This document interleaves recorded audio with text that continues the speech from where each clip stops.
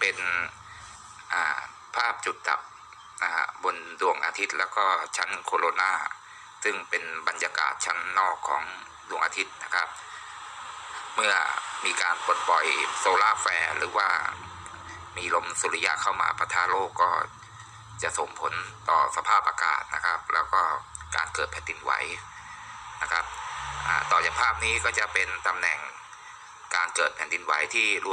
วบรวมมานะครับมันถี่แล้วบ่อยมากขึ้นดังภาพที่ปรากฏนะครับ